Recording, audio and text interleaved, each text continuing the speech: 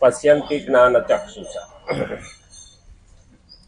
જ્ઞાનની આંખો વડે ભગવાનને ઓળખવા. તો જ્ઞાન શાસ્ત્રો મારફત મળે. અને આ તો એકાદશી. હવે કન્ફ્યુઝન રહે આપણને, કારણ કે ગ્રહોની ચાલ, નક્ષત્રોની ચાલ એ પ્રમાણે આપણે ત્યાં વ્રતો આવે, તહેવારો આવે, તિથિ આવે. આપણે તિથિ ઉપર હાલીએ છીએ, તારીખ ઉપર નથી હાલતું. હવે તિથિ તો જે પ્રમાણે સૂર્યચંદ્રની ગતિ ને નક્ષત્રોની ગતિ પ્રમાણે નક્કી થાય એ પ્રમાણે પંચાંગ બને. બાકી દુનિયામાં કોઈ પણ આવી સગવડ નથી. એટલે આપણે ત્યાં તિથિનું મહત્વ છે. અને એ પ્રમાણે જ્યાં વધઘટ થતી હોય ત્યાં એને જોડી દે અને એ પ્રમાણે ચાલે. સૂર્યની ગતિ, પૃથ્વીની ગતિ, પૃથ્વી પણ ફરે છે, ત્યાં ત્યાં ફરે છે ભમરડાની જેમ, અને પાછી એની ધરી આયરે ફરે છે. એટલે દરેકના દિવસ રાત આ તે એ બધું પ્રમાણે ચંદ્ર, શુક્લ પક્ષ, કૃષ્ણ પક્ષ, અજવાળિયું, અંધારિયું, બીજ, પછી ધીમે ધીમે વધતો જાય. આ બધું જ એમાં થાય. પછી તો તારીખમાં તો કેવું છે, 4, 6, 9, 10, 11 એના તો 29, બાકી અવડે 31, બીજો 28, એમાં 30 ને 31 દાડા એમ તારીખો લખીને પછી 28, બીજો 28, પછી ક્યાંક ઘટ પૈટ પડે ને તો 4 વર્ષે એક વખત 29મો દાડો આવે. 28 તારીખ ને બદલે 29ની આવે. અમારા ગામડામાં સાહેબો હતા ને એમને લખી નાખે. પછી બાપા કહે આ ક્યાં હતું? એ કે હા, મહિનાની છેલ્લી તારીખ હતી એટલે 31/2. પછી ઓલો સેટ SSC માં ગયો તો ખબર પડી કે કદી બીજા મહિનાની 31 તારીખ તો ન હોય, વધારેમાં વધારે તો 29 હોય. પછી બિસાડો SSC માં, ઓલ્ડ SSC માં સુધારતા 5 નિશાળો બદલો તો બધે સુધારવું. ઘણી વખત આવી ભૂલ આખું શાકમાં કોળું જતું રહે ને ત્યારે ચમચીમાં આવે તે ખબર પડે કે આવડું બધું ચમચીમાં તો ન આવે.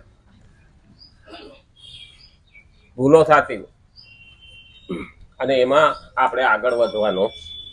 અને એટલે જ આપણે શ્રીમદ ભગવદ્ ગીતા 3જો અધ્યાય 35મો શ્લોક જોઈએ છીએ. આ તો 5 જ્ઞાનેન્દ્રિય, 5 કર્મેન્દ્રિય ને 11મું મન. આ 11 વસ્તુ ભગવાનના કામમાં લગાડવી. જો કે આપણું તો કર્તવ્ય જ પ્રભુને મેળવવા માટેનું છે. અને આ કર્તવ્ય જે ચૂક્યો એ ભગવાન સુધી પહોંચતો નથી. આપણા શાસ્ત્રોમાં આવ્યું છે કે પતિવ્રત ધર્મનું પાલન કરવાથી સ્ત્રીનું કલ્યાણ થઈ જાય. હવે પતિવ્રત ધર્મનું પાલન કરવાથી ઘણાને એવું લાગે પતિવ્રતા એટલે શું? સ્ત્રી એવી હોય પતિને પણ વ્રત આપે. આદિ ભાષામાં જોવું હોય ને તો આને કહેવાય પતિવ્રતા ના. બહેનોમાં એ તાકાત છે, પતિને વ્રત આપી દે. હા, પડાવી જ દે. હા, જો કોઈ હારી સેલમાં હારી જોઈ લીધી હોય ને તેથી બપોરે ખાવા બેહાડે ને ત્યારે હારામાં હારી રસોઈ બનાવીને પછી વાત કરે કે આજે અમે નીકળ્યું હતું ને તે વાત મૂકે ખાતી વખતે. એટલે બરોબર મૂડમાં આવે ને પછી કહે હારી સરસ હતી, એટલે બોલો ખાતો સારું લઈ આવે. અને જો એમાં હા પડવી શકે તો વ્રતમાં હા પડવી શકે કે નહીં? હા, નહીં પછી તો ઘોડા જેવું થાય. અમારું ઘરમાં હાલે બહુ. હા, બાપુને ત્યાંથી કે બધા સફરજન લઈને ગયા, ઓલો ઘોડો લઈને ગયો. એ કે તારું ઘરમાં હાલે? હા, જેનું ઘરમાં હાલે એ ઘોડો લઈ જાય.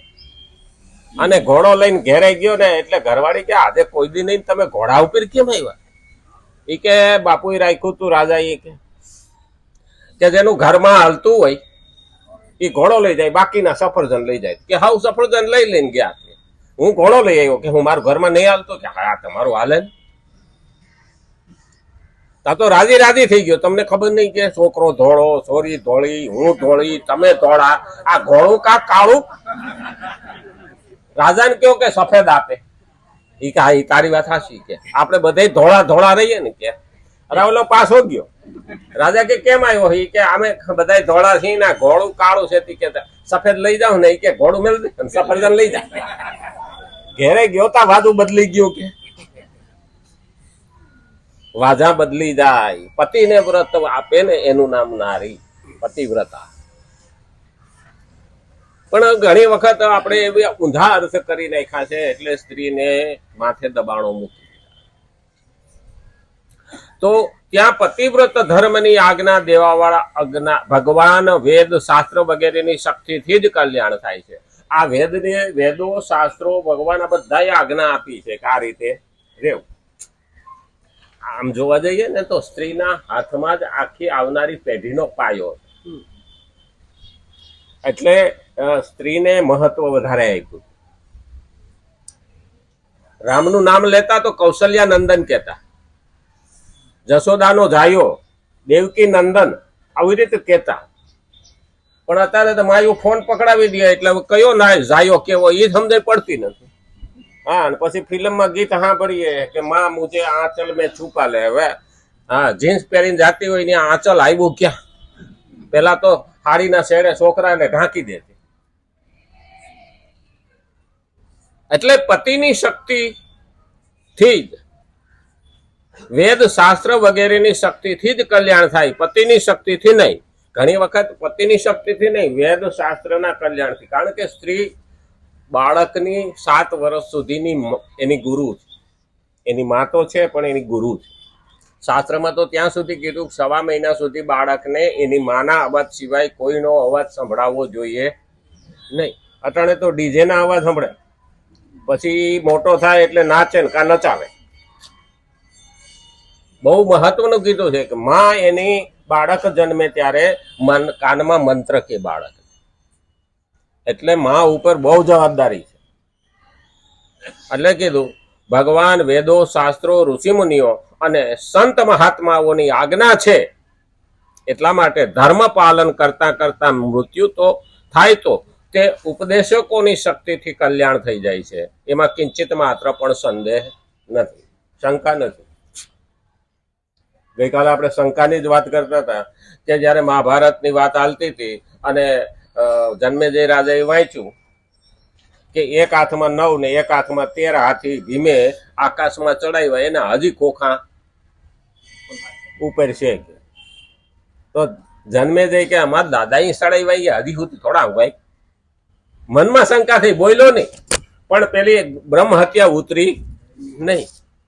એટલે એને કીધું ક્યાંક ખામી રહી ગઈ.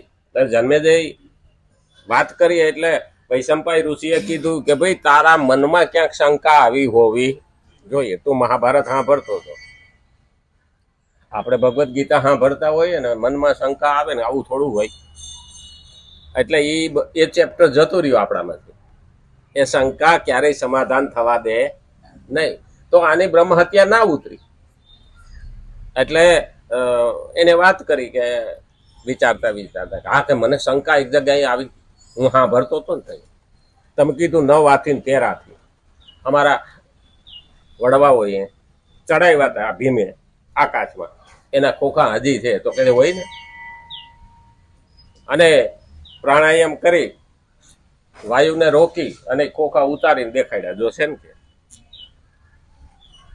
અહીંયા એને એમ થયું કે આ બ્રહ્મ હત્યા રહી ગઈ, કે હવે પછી શંકા કરીશ નહીં. સાચું થયું. અટાણે આપણે ઉપગ્રહ ચડાવીએ ને એ જે બધા બંધ થઈ ગયા ને, એના ખોખા ઉપર જ છે, હેઠા તો આવ્યા નથી. ટ્રાફિક છે ત્યાં.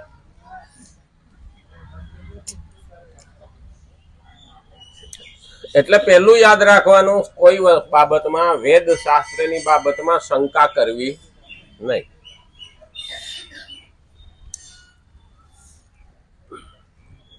પુરાણો અને ઇતિહાસો વડે પણ સિદ્ધ થાય છે કે પોતાના ધર્મનું પાલન કરવા વાળાનું કલ્યાણ થાય છે. પુરાણો કહે છે અને ઇતિહાસ પણ કહે છે. આમ તો મહાભારત એ આપણો ઇતિહાસ છે. ખરેખર જોવા જાય ને તો એક એક વસ્તુ આપણને બતાવી છે. આપણે એને પુરાણને શાસ્ત્રો સમજીને માળિયામાં ચડાવી દીધા. હકીકતમાં જે માણસ ઇતિહાસથી કપાઈ ગયો, આઘો થઈ ગયો ને, એનું અસ્તિત્વ જ મટી જવાનું. અને એટલે કીધું છે, ઝાડવું જ્યાં સુધી મૂળિયા જમીનમાં જોડી રાખે ત્યાં સુધી ડાળીઓ લીલી છે. જેની ઘડીએ ઝાડવાના મૂળિયા સાફ થયા એટલે ઉપર બધું સુકાઈ જાય. એમ આપણી પેઢીને આપણા સંસ્કારો, ધર્મ અને શાસ્ત્રો જ્યાં સુધી નહીં આપીએ ત્યાં સુધી આપણે એનાથી કટાયેલા રહેશું અને આપણી સંસ્કૃતિ ખતમ થશે.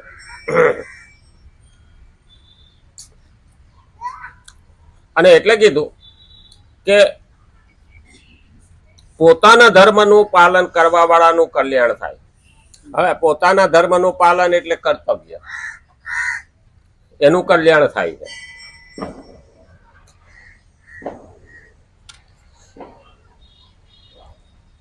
જેમ કે અનેક કષ્ટ, નિંદા, અપમાન વગેરેના આવવા છતાં પણ રાજા હરિશ્ચંદ્ર પોતાના સત્ય ધર્મથી વિચલિત ન થયા.